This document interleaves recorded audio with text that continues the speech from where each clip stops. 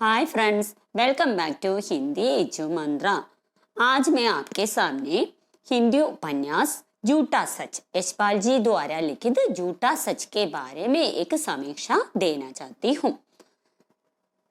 चलिए, यशपाल ജിയുടെ പ്രസിദ്ധമായ ഉപന്യാസമാണ് झूठा सच। ഈ झूठा सच ഉപന്യാസം നെറ്റ് സെറ്റ് അങ്ങനെ പലതരം ഹിന്ദി എക്സാമിന് ഏറ്റവും കൂടുതൽ ചോദിക്കുന്ന ഒന്നാണ്. ഇത് എല്ലാവർക്കും ഉപയോഗപ്രദമായിട്ടുള്ള ഒരു ക്ലാസ് ആയിരിക്കും. അപ്പം നമുക്ക് ക്ലാസ്സിലേക്ക് പോകാം.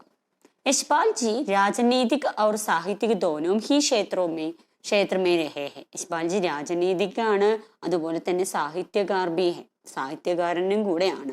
आधुनिक हिंदी के मुख्य कथाकार हैं. वह आधुनिक हिंदी के मुख्य कथाकार भी है.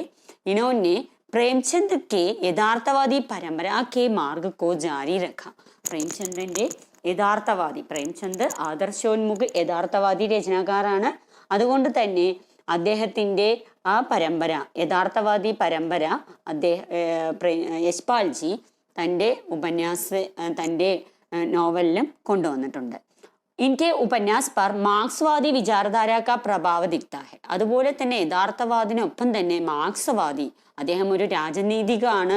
അതുകൊണ്ട് തന്നെ മാർക്സ്വാദി വിചാരധാര അദ്ദേഹത്തിന്റെ ഉപന്യാസത്തിൽ നമുക്ക് കാണാനായിട്ട് കഴിയും. इन्होंने वर्ग विभाजित त्रस्त समाज और रूढ़ि परंपरावादी का जिक्र मिलता है इन पर, और इन्होंने सबको एक समान दृष्टि से देखने की बात कही है. അദ്ദേഹം വർഗ വിഭാജിത त्रस्त समाज और रूढ़ि परंपरा अंधविश्वास आदि के प्रति അദ്ദേഹത്തിന്റെ ഇതിനെല്ലാത്തിനും എതിരായിട്ട് അദ്ദേഹത്തിന്റെ അഭിപ്രായങ്ങൾ ഒരു മടിയും കൂടാതെ അദ്ദേഹത്തിന്റെ നോവലിലൂടെ നമുക്ക് കാണിച്ചു തന്നിട്ടുണ്ട്. झूठा सच उपन्यास की समीक्षा देखिए. झूठा सच उपन्यास की समीक्षा. झूठा सच എന്താണ് അർത്ഥം? झूठा എന്ന് പറഞ്ഞാൽ കള്ളത്തരം അല്ലെ, സച്ച് എന്നാൽ സത്യം. അപ്പൊ झूठा सच അതാണ് ഈ ഉപന്യാസത്തിന്റെ അർത്ഥം. उपन्यास के प्रमुख पात्र जयदेव पुरी, उनकी पत्नी कनक और बहन तारा है. ഈ झूठा सच ഉപന്യാസ് ഈ നോവലിലെ മുഖ്യ ക്യാരക്ടേഴ്സ് ജയദേവ് പുരി എന്ന ഒരു ക്യാരക്ടർ, അതോടൊപ്പം തന്നെ അദ്ദേഹത്തിന്റെ ഭാര്യ Kanak our Behan Thara, sister താര. ഇത്രയും പേരാണ് ഇതിലെ മുഖ്യ പാത്രം. താര और जयदेव पुरी का एक परिवार है. दूसरा कनक और जयदेव पुरी का परिवार. താര और ജയദേവ് ഭായി ബഹന്റെ ഒരു ഫാമിലി, അതുപോലെ തന്നെ ഹസ്ബൻഡ് ആൻഡ് വൈഫ് കനക് और जयदेव पुरी का परिवार. ഇതിന്റെ ആ പരിവാർ इन दोनों के इर्द गिर्द ही उपन्यास की कहानी आगे बढ़ती नजर आती है. ഈ രണ്ട് പരിവാർ ഫാമിലിയുടെയും പ്രശ്നങ്ങളും അതെല്ലാമാണ് ഈ ഉപന്യാസത്തിൽ നമുക്ക് കാണാനായിട്ട് കഴിയുന്നത്. വിസ്താർ ഹോക്കർ ബഹു ആയാമി ഹോ ജാതി ഹെ. ഈ കഹാനിയുടെ മുന്നോട്ട് കൊണ്ടുപോകുന്നത് ഈ രണ്ട് ഫാമിലിയുടെയും പ്രശ്നങ്ങളാണ്. भारत में पहले से व्याप्त कुप्रथा जैसे छुआछूत, सांप्रदायिकता आदि को ब्रिटिश साम्राज्य की नीति और मुस्लिम लीग के 2 राष्ट्रों के सिद्धांत इसे और हवा दी. അപ്പൊ ഭാരതത്തിൽ ആദ്യം തന്നെ കുപ്രഥ ജൈസെ ചുവാച്ചൂത്ത് ഉണ്ടായിരുന്നു, തൊട്ടുകൂടായ്മ, സാമ്പ്രദായികത അതിക്ക് ബ്രിട്ടീഷ് സാമ്രാജ്യക്ക് നീതി और മുസ്ലിം ലീഗ് के 2 രാഷ്ട്രവും के സിദ്ധാന്ത് ഇസെ ഔർ ഹവാദി. അതായത് ഇതെല്ലാം തന്നെ, ഈ എല്ലാ പ്രശ്നങ്ങളും ഏതിൽ നമ്മുടെ ഈ झूठा सच ഉപന്യാസത്തിലൂടെ നമുക്ക് കാണാനായിട്ട് കഴിയും. जिसने मनुष्य के भीतर की मनुष्यता को मार डाला और उन्हें शैतान बना दिया. അപ്പോൾ ഈ ചുവാച്ചൂത്ത്, സാമ്പ്രദായിക ദംഗ, അതുപോലെ തന്നെ മുസ്ലിം ലീഗ്, ഹിന്ദു മുസ്ലിം ദംഗ, ഇതെല്ലാം തന്നെ മനുഷ്യന്റെ മനസ്സിനെ, മനുഷ്യത്വത്തെ തന്നെ ഇല്ലാതാക്കിയിരിക്കുന്നു. മനുഷ്യന്റെ മനസ്സിൽ ചെകുത്താനെ കുടിയേറ്റിക്കൊണ്ടിരിക്കുന്ന ഒരു അവസ്ഥയായിരുന്നു അന്നത്തെ കാലഘട്ടത്തുണ്ടായിരുന്നത്. അതുകൊണ്ട് തന്നെ ഈ നോവലിൽ അദ്ദേഹം യശ്പാൽ ജി ആ കാലഘട്ടത്തിനെ വളരെ മനോഹരമായിട്ട് തന്നെ വർണ്ണിച്ചിട്ടുണ്ട്. ജിസ്നെ ദംഗോ നരസംഹാർ ഓർ കല്യാം കോ ഭട്കായ. അതുപോലെ തന്നെ പലതരം ലഹളകൾ, നരസംഹാർ, മനുഷ്യൻ്റെ കൊള്ളരുതായ്മ എല്ലാം തന്നെ അദ്ദേഹം ഈ ഉപന്യാസത്തിലൂടെ കാണിച്ചു തന്നിട്ടുണ്ട്. ജിസ്മി സ്ത്രീ ബച്ചോं के साथ अमानुषिक व्यवहार किया गया. അതുപോലെ സ്ത്രീ അതുപോലെ പുരുഷൻ വർഗ്, സ്ത്രീ വർഗ്, അതുപോലെ കുട്ടികൾക്കെതിരെ അമാനുഷികമായിട്ടുള്ള വ്യവഹാരം, മനുഷ്യത്വമില്ലായ്മ കാണിക്കുന്ന ചിത്രം കൂടി ഇതിൽ നമുക്ക് കാണാനായിട്ട് കഴിയും. ഹസാരോം ലോഗ് മാരെ ഗയ്, ലാഖോം ഏക് സ്ഥാൻ സെ ദൂസരേ സ്ഥാൻ ജാനെ കോ മജ്ബൂർ ഹോ ഗയ്. അതുപോലെ തന്നെ ആയിരക്കണക്കിന് ജനങ്ങൾ മരിച്ചു വീണിരിക്കുന്നു. ആ ലഹളയിൽ ആയിരക്കണക്കിന് ജനങ്ങൾ മരിച്ചു വീണു. അതുപോലെ ലക്ഷങ്ങൾ ഈ സ്ഥാനത്തിൽ നിന്നും ഒരു സ്ഥലത്തിൽ നിന്നും മറ്റൊരു സ്ഥലത്തേക്ക് പലായനം ചെയ്യപ്പെട്ടു. യാത്തോ ഭാരതമേ യാ പാകിസ്ഥാൻമേ വിസ്ഥാപിത ഹോകെ, ഭാരതത്തിലോ അല്ലെങ്കിൽ പാകിസ്ഥാൻ, ഇന്ത്യ പാക് വിഭാജൻ സംഭവിച്ചതിൻ്റെ ആ ചിത്രം കൂടെ അദ്ദേഹം ഈ ഉപന്യാസത്തിലൂടെ കാണിക്കുന്നുണ്ട്. ഇൻ സബ് സ്ഥിതിയോं का बेहद मार्मिक चित्रण यशपाल जी ने अपने उपन्यास में किया है. जहाँ देश के विकास उन्नति का यഥാർത്ഥ ചിത്രം मिलता है. അതുപോലെ തന്നെ ഈ ഉപന്യാസത്തിൽ ദേശത്തിൻ്റെ വികാസം, ഉന്നതി, അതിൻ്റെ എല്ലാം തന്നെ യഥാർത്ഥത നമുക്ക് കാണാനായിട്ട് കഴിയും. ജയദേവ് പുരി एक भ्रष्टाचार में लिप्त राजनीति का उदाहरण देता है. ജയദേവ് പുരി ഒരു ഭ്രഷ്ടാചാർ സെ ലിപ്ത് രാജനീതി കാ ഉദാഹരണമാണ് ജയദേവ് പുരിയിലൂടെ കാണിച്ചു തന്നിരിക്കുന്നത്. വഹി താര जो कि एक क्रांतिकारी सोच वाली स्त्री जो कि विकास के मार्ग पर चलने में विश्वास रखती थी. താര അതുപോലെ തന്നെ ഒരു താര എന്ന ക്യാരക്ടർ ഒരു ക്രാന്തികാരി സോച്ച് രഖ്നെ വാലി സ്ത്രീയാണ്. അതുപോലെ തന്നെ സമൂഹത്തിൻ്റെ വികാസത്തിന് വേണ്ടി ആ വികസനത്തിൻ്റെ മാർഗത്തിലൂടെ സഞ്ചരിക്കാൻ ആഗ്രഹിക്കുന്ന ഒരു ക്യാരക്ടറായിട്ടാണ് താരേനെ ഇതിൽ ചിത്രീകരിച്ചിരിക്കുന്നത്. वो खुद सुख समृद्धि और प्रभाव में पढ़कर विडंबना का दारुण उदाहरण के प्रदर्शन करते हैं. അതുപോലെ തന്നെ यशपाल जी ने यह मार्ग दिखाने का प्रयास किया है कि देश का भविष्य देश की जनता के ही हाथ है, जो कि स्थिति का सदुपयोग करके सही निर्णय ले सके. യശ്പാൽ ജി ഈ ഉപന്യാസത്തിലൂടെ ജനങ്ങൾക്ക് ഒരു മാർഗനിർദ്ദേശമാണ് തരുന്നത്. അതായത് ദേശത്തിൻ്റെ ഭവിഷ്യം എന്ന് പറയുന്നത് ദേശത്തിൻ്റെ ജനങ്ങളുടെ കയ്യിൽ തന്നെയാണ്. അതുകൊണ്ട് ആ സ്ഥിതി ആ ജനങ്ങളുടെ അന്നത്തെ ആ സമയത്തുള്ള സമൂഹത്തിൻ്റെ ആ സ്ഥിതിയെ സദുപയോഗക്കർക്ക് സഹി നിർണയം നല്ല രീതിയിൽ ഉപയോഗിച്ച് നല്ല നിർണയം ഏറ്റെടുത്ത് നല്ല തീരുമാനങ്ങളിലൂടെ സഞ്ചരിച്ചു കഴിഞ്ഞാൽ ദേശത്തിൻ്റെ ഭവിഷ്യം ഏറ്റവും ഉയരത്തിലെത്താൻ കഴിയും എന്നുള്ള ഒരു മാർഗനിർദ്ദേശം കൂടെയാണ് ഈ നോവലിലൂടെ യശ്പാൽ ജി നമുക്ക് തരുന്നത്. ഉപന്യാസ് കെ ദൂസരെ ഖണ്ഡ് ജിസ്മേ ദേശ കാ ഭവിഷ്യ മേ 1947 के बाद की സ്ഥിതി का वर्णन है. ഈ ഉപന്യാസം 2 ഖണ്ഡങ്ങളായിട്ടാണ് വിഭജിച്ചിരിക്കുന്നത്. രണ്ടാമത്തെ ഖണ്ഡിൽ ദേശത്തിൻ്റെ ഭാവി, ദേശിക ഭവിഷ്യ എന്നാണ് രണ്ടാമത്തെ ഖണ്ഡിന് തന്നെ പേരിട്ടിരിക്കുന്നത്. അത് 1947 ലഹളയ്ക്ക് ശേഷമുള്ള വർണ്ണനയാണ്. विभाजन के केंद्र में भारत में व्याप्त सभी धर्मों की वास्तविक स्थिति का यथार्थ चित्रण केंद्र में रखकर किया गया है. ഈ ഇന്ത്യ പാക് വിഭാജൻ ആ സമയത്തും ഭാരത് വിഭാജന്റെ ആ സമയത്ത് ഭാരതത്തിൽ നടന്നിരിക്കുന്ന, നമ്മുടെ ഇന്ത്യയിൽ നടന്നിട്ടുള്ള ധർമ്മവും കി വാസ്തവിക ചിത്രം വ്യാപ്ത സഭി ധർമ്മവും കി എല്ലാ മതപരമായിട്ടുള്ള എല്ലാത്തിൻ്റെയും വാസ്തവിക ചിത്രം ഈ ഉപന്യാസത്തിലൂടെ നമുക്ക് അദ്ദേഹം കാണിച്ചു തന്നിട്ടുണ്ട്. सांप्रदायिक चेतना किस प्रकार मानवीय नीति को प्रभावित करती है और सामान्य जन में निहित क्रांतिकारी चेतना को भी जड़ कर देती है और स्वार्थ की ओर मोड़ देती है. സാമ്പ്രദായിക ചേതന, സാമ്പ്രദായിക ലഹള ഏത് തരത്തിലാണ് മനുഷ്യൻ്റെ ജീവിതത്തിൽ പ്രഭാവം ചെലുത്തിയിരിക്കുന്നത്, അതുപോലെ സാധാരണ ജനങ്ങളിൽ ക്രാന്തികാരി ചേതന എങ്ങനെ ഉത്ഭവിച്ചു എന്നുള്ള, അതുപോലെ ജനങ്ങൾക്കുള്ള സ്വാർത്ഥത എങ്ങനെ ഉത്ഭവിച്ചു എന്നുള്ള എല്ലാ തരം കാരണങ്ങളും അദ്ദേഹം യശ്പാൽ ജി ഈ ഉപന്യാസത്തിലൂടെ നമ്മുടെ മുന്നിലേക്ക് കൊണ്ടുവരികയാണ്. मध्यवर्ग किस प्रकार भारत में क्रांतिकारी चेतना से युक्त होते हुए भी शोषित होने के बावजूद स्वयं भी वैसा जीवन का चुनाव करता है.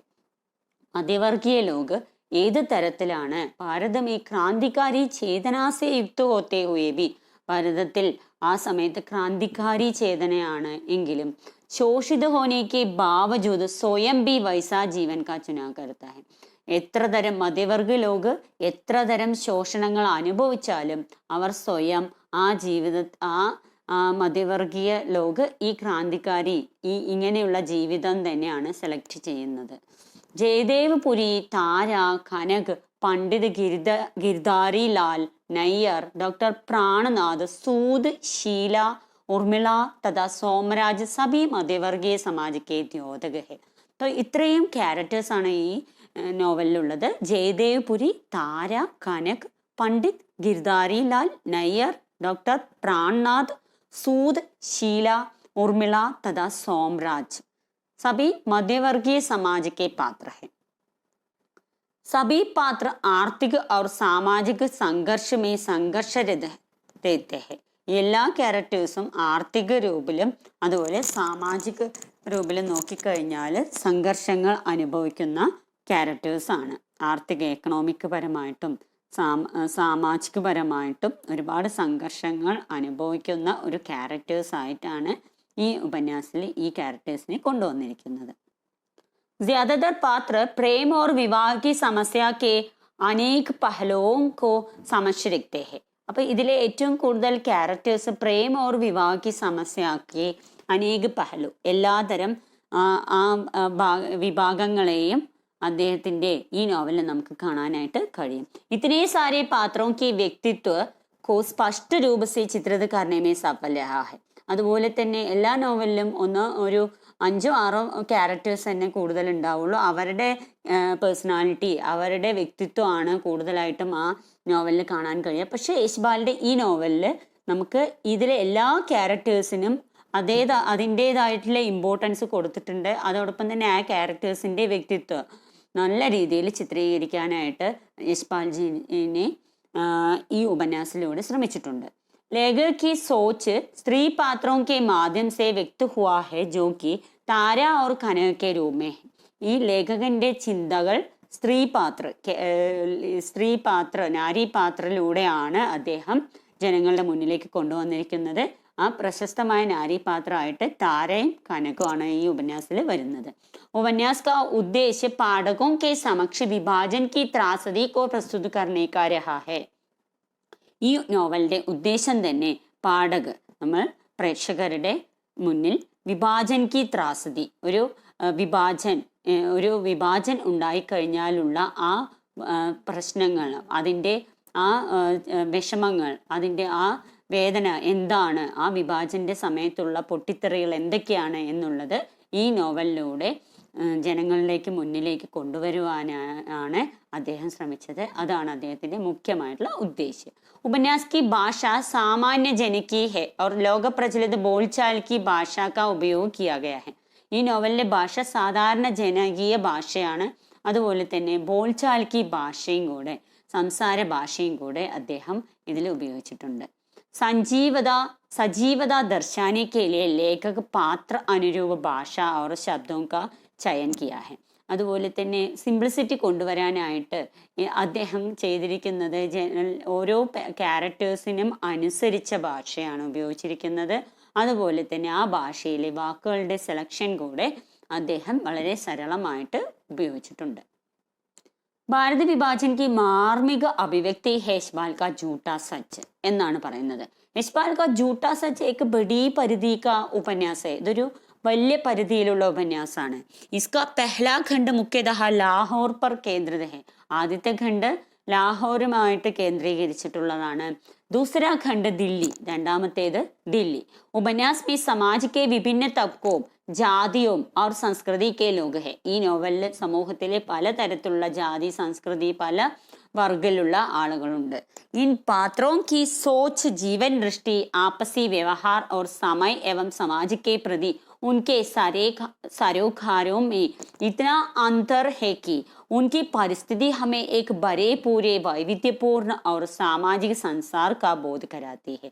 അപ്പോൾ ഇതിലെ ഈ ക്യാരക്ടേഴ്സ്, ഈ നോവലിലെ ക്യാരക്ടേഴ്സിൻ്റെ സോച്ച്, ചിന്തകൾ, ജീവിത ശൈലി, ജീവൻ ദൃഷ്ടി, ആപസി വ്യവഹാർ, അവരുടെ ബിഹേവിയർ, ആ സമയത്തുള്ള സമൂഹത്തിലെ നടക്കുന്ന പ്രശ്നങ്ങൾ എല്ലാം തന്നെ ഉൾപ്പെടുത്തിക്കൊണ്ടുള്ള ഒരു വൈവിധ്യപൂർണമായിട്ടുള്ള ഒരു ശൈലിയിലാണ് അദ്ദേഹം ഈ ക്യാരക്ടേഴ്സിൻ്റെ ചരിത്ര ഇതിലേക്ക് നമുക്ക് കാണിച്ചു തരുന്നത്. ഈ ക്യാരക്ടേഴ്സിനെ ചരിത്രം ഒരു മാർമിക അഭിവ്യക്തിയുടെ രൂപത്തിൽ നമുക്ക് കാണിച്ചു തന്നിട്ടുണ്ട്.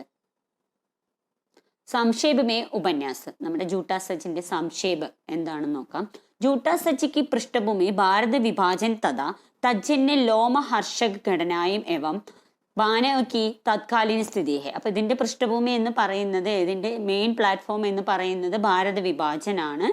അതുപോലെ ആ സമയത്ത് നടന്ന സംഭവങ്ങളുടെ ആ സ്ഥിതിഗതികൾ എന്തൊക്കെയാണ് എന്നുള്ളതാണ് ഈ നോവലിലൂടെ നമുക്ക് കാണാനായിട്ട് കഴിയുന്നത്. ഇസ്കെ പ്രഥം ഭാഗ് വതൻ ഔർ ദേശ്. അപ്പൊ ആദ്യത്തെ ഭാഗിന്റെ പേരെന്താണ്? വതൻ ഔർ ദേശ്. അതിൻ്റെ ആ വതൻ ഔർ ദേശ് എന്നാണ് അതിന് പേരിട്ടിരിക്കുന്നത്. പ്രഥം ഭാഗ് वतन और देश में भारत विभाजन पूर्व से होने वाले सांप्रदायिक दंगों का मार्मिक चित्रण है. ഭാരത വിഭാജന്റെ മുമ്പുണ്ടായിരിക്കുന്ന ആ ഭാരത വിഭാജൻ നടക്കുന്നതിന് കാരണമായിട്ടുള്ള സാമ്പ്രദായിക ലഹളകളെ കുറിച്ചുള്ള ചിത്രണമാണ്. इसमें 3 पात्र प्रमुख है. जयदेव पुरी, उसकी बहन तारा और प्रेमिका कनक. 3 ക്യാരക്ടേഴ്സ് ജയദേവ് പുരി ആണ്, ബഹൻ, താര, പ്രേമിക, കനക്. निर्धन मास्टर लामलुबाया आपने बड़ी भाई राम ज्वाला की पुत्री शीला का विवाह तय हो जाने पर अपनी पुत्री तारा के विवाह के लिए चिंतित है. അപ്പം രാംലുബായ അദ്ദേഹത്തിന്റെ ബഡേ ഭായിയുടെ മോളുടെ ഷീലയുടെ വിവാഹം തീരുമാനിച്ചത് അറിഞ്ഞ് തന്റെ പുത്രിയായ താരയുടെ വിവാഹത്തെ കുറിച്ച് ആലോചിച്ച് താര का विवाह उसके इच्छा के खिलाफ आवारा युवक सोमराज से तय हो जाता है. അതുകൊണ്ട് തന്നെ താരയുടെ വിവാഹം എത്രയും പെട്ടെന്ന് തന്നെ തീരുമാനിക്കുന്നു. അത് അവളുടെ ഇഷ്ടത്തിന് എതിരായിട്ട് ഒരു സോമരാജ് എന്ന യുവാവുമായിട്ടാണ് വിവാഹം തീരുമാനിച്ചത്. ജയിൽ की सजा भोग रहे जयदेव को जब इस बारे में पता चलता है तो वह इसका विरोध करता है. അപ്പൊ ജയിൽ ശിക്ഷ അനുഭവിച്ചുകൊണ്ടിരിക്കുന്ന ജയദേവിനെ ഇത് അറിഞ്ഞപ്പോൾ അദ്ദേഹം ഇതിന് എതിർപ്പ് പ്രകടിപ്പിക്കുന്നു. वह जेल से छूटकर आता है और तारा को BA में दाखिल दिलवाने के लिए डॉक्टर प्राणनाथ से 100 रुपये उधार लाता है. അദ്ദേഹം ജയിലിൽ നിന്നും തിരിച്ചു വന്ന ശേഷം താരനെ BAക്ക് ചേർക്കാനായിട്ട് ഡോക്ടർ പ്രാണനാഥിൽ നിന്നും 100 रुपया കടമായി വാങ്ങിക്കുന്നു. इसमें 1944-45 के आसपास की राजनीतिक स्थिति का आकलन है. അതുകൊണ്ട് തന്നെ ഈ നോവലില് 1944-45 ആ സമയത്തുള്ള രാഷ്ട്രീയപരമായിട്ടുള്ള രാജനീതിക സ്ഥിതിയാണ് ചിത്രീകരിച്ചിരിക്കുന്നത്. താരാക്ക സോമരാജ് സേ വിവാഹ് ഹോ ജാതാ ഹെ. താരയും സോമരാജുമായുള്ള വിവാഹം നടക്കുന്നു. ഉസി സമയം മുസൽമാൻ ദാബ ബോൾ ദേത്തെ ഹെ. താരാ पर अत्याचार किया जाता है. सोमराज को पकड़ लिया जाता है. അപ്പോൾ സോമരാജ് ആ സമയത്ത് മുസൽമാൻ പ്രശ്നങ്ങൾ സംഭവിക്കുന്നു. ഈ ഹിന്ദു പ്രശ്നങ്ങളെല്ലാം ഉണ്ടായി. താരയുമായിട്ട് ആക്രമണം സംഭവിക്കുന്നു. സോമരാജിനെ പിടിക്കുന്നു. इधर कनक को जयदेव पुरी से दूरी रखने के लिए उसे नैनीताल भेज दिया जाता है. ജയദേവ് പുരിയുമായിട്ട് അകൽച്ച വെക്കാനായിട്ട് കനകിനെ നൈനിതാളിലേക്ക് അയക്കുന്നു.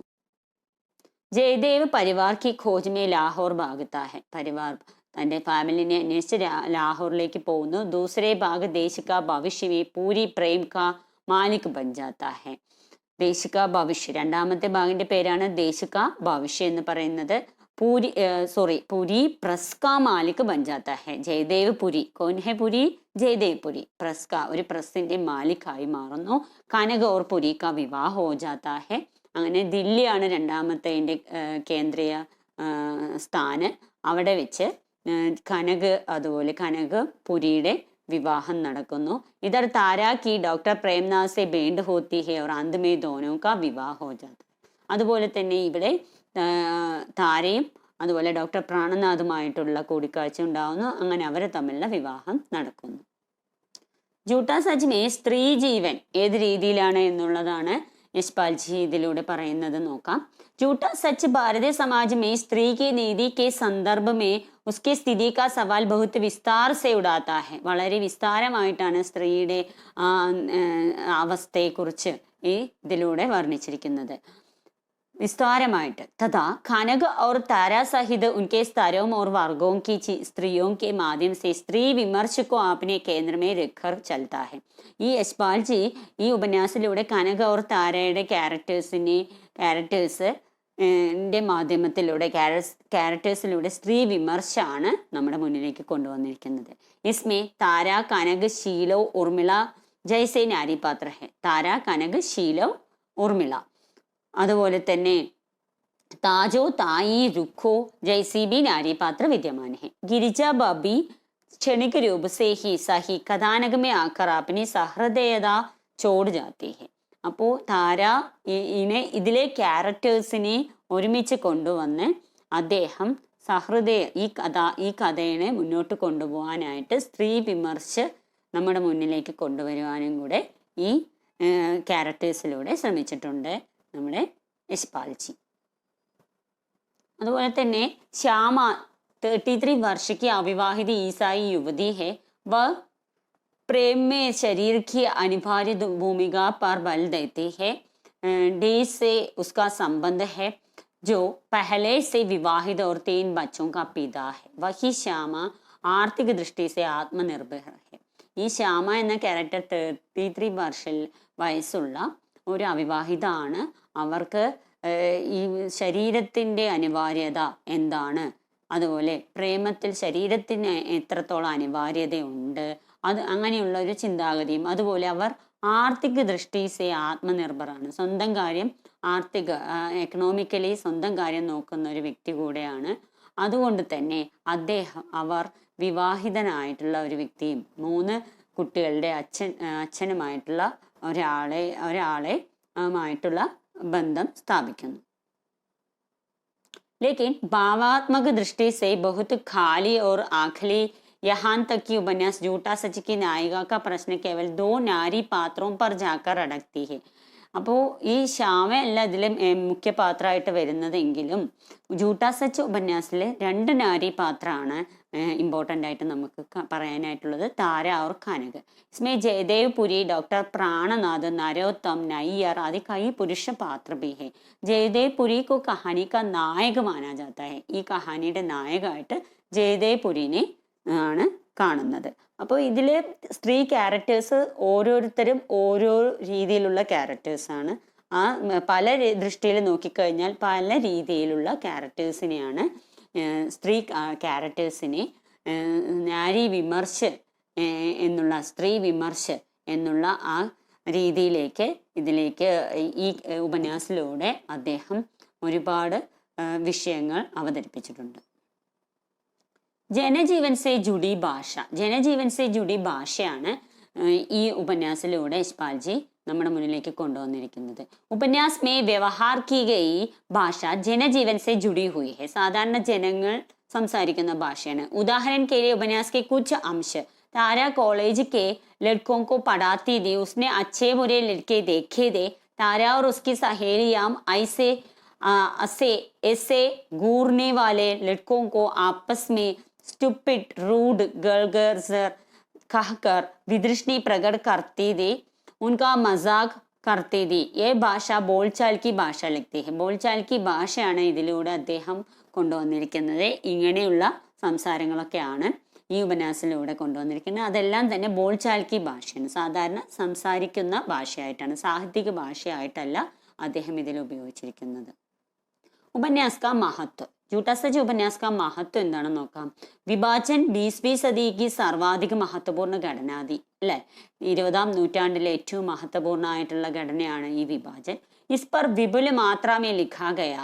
इस लेखनी की मुख्य विशेषता ये है कि यह ज्यादातर कथा साहित्य के रूप में सामने आया और स्वाभाविकता इसके लेखक. ഇതൊരു കഥാസാഹിത്യ ആണെങ്കിൽ പോലും ഇതിലെ ലേഖക भी वही लोग थे जिन्होंने इस त्रासदी को देखा था. इन सभी में झूठा सच एक महत्वपूर्ण उपन्यास है. झूठा सच ഒരു महत्वपूर्ण ഉപന്യാസമാണെന്ന് നമുക്ക് ഇതിലെ ഓരോ വർണ്ണനയും നോക്കിക്കഴിഞ്ഞാൽ മനസ്സിലാക്കാനായിട്ട്. लाहौर की बोला पांदे गली में आर्य समाजी मास्टर रामलुबाय के परिवार से शुरू होकर ये उपन्यास जल्द ही समूचे लाहौर और पूरे पंजाब की नीति की कहानी बन जाती है. തുടങ്ങുന്നത് ലാഹോറിലെ ഒരു ആര്യസമാജി മാസ്റ്റർ ലാംലുബായുടെ ഒരു ഫാമിലിയിൽ നിന്നും തുടങ്ങിയിട്ട് ഈ നോവൽ അവസാനിക്കുന്നത് എവിടെ എത്തി? ലാഹോർ മാത്രമല്ല പൂരെ പഞ്ചാബ് കി നീതി, പഞ്ചാബിന്റെ തന്നെ വിധിയെ തന്നെ മാറ്റിമറിക്കുന്ന ഒരു കഹാനിയായിട്ട് മാറുന്നു. ബണ്ട്വാരെ കാ ഐസാ മാർമിക ചിത്രം ശായദ് ഹി കഹിൻ ദേഖ്നെ കോ മിലെ. ഈ ബണ്ട്വാരയുടെ ഭാരത വിഭാജന്റെ ഇങ്ങനെയുള്ള ഒരു മാർമികമായിട്ടുള്ള ചിത്രം നമുക്ക് കാണാനായിട്ട് ബുദ്ധിമുട്ടാണ്. झूठा सच उपन्यास में केवल विभाजन की त्रासदी को ही नहीं दर्शाया है, बल्कि उसमें निर्भीक जनता की दृढ़ इच्छाशक्ति को भी यशपाल जी ने बताया है. ഈ ഉപന്യാസത്തിലൂടെ സാധാരണ കേവൽ വിഭാജനം മാത്രമല്ല ഇന്ത്യ വിഭജനം മാത്രമല്ല, അതിൻ്റെ ആ വിഭജന സമയത്തുള്ള പ്രശ്നങ്ങൾ മാത്രമല്ല കാണിച്ചിരിക്കുന്നത്. ഇസ്മേ നിർഭീക ജനതാക്കി ദൃഢ ഇച്ഛാശക്തി, ഒരു ഭയമില്ലാതെ ഇച്ഛാശക്തിയോടെ, ദൃഢമായിട്ടുള്ള ഇച്ഛാശക്തിയോടെ ആ സമയത്ത് പോരാടിയ ജനങ്ങളുടെ ആ മനസ്സിൻ്റെ ആ ശക്തി, മനോബലം എന്താണെന്ന് കൂടെ യശ്പാൽജി ഈ ഉപന്യാസത്തിലൂടെ, ഈ നോവലിലൂടെ നമുക്ക് കാണിച്ചു തന്നിട്ടുണ്ട്. അപ്പോൾ ഈ നോവൽ എല്ലാവർക്കും മനസ്സിലായിട്ടുണ്ടാകും എന്ന് വിചാരിക്കുന്നു. അപ്പോൾ നിങ്ങളുടെ അഭിപ്രായങ്ങൾ എന്തായാലും കമൻറ്റ് ബോക്സിൽ എഴുതി അറിയിക്കുക. അതോടൊപ്പം തന്നെ ഈ ചാനൽ ആദ്യമായി കാണുകയാണെങ്കിൽ സബ്സ്ക്രൈബ് ചെയ്യാനും ലൈക്ക് ചെയ്യാനും ഷെയർ ചെയ്യാനും മറക്കരുത്. നമുക്ക് അടുത്ത വീഡിയോയിൽ വേറൊരു ടോപ്പിക്കുമായി വീണ്ടും കാണാം. അതുവരത്തേക്കും ബൈ.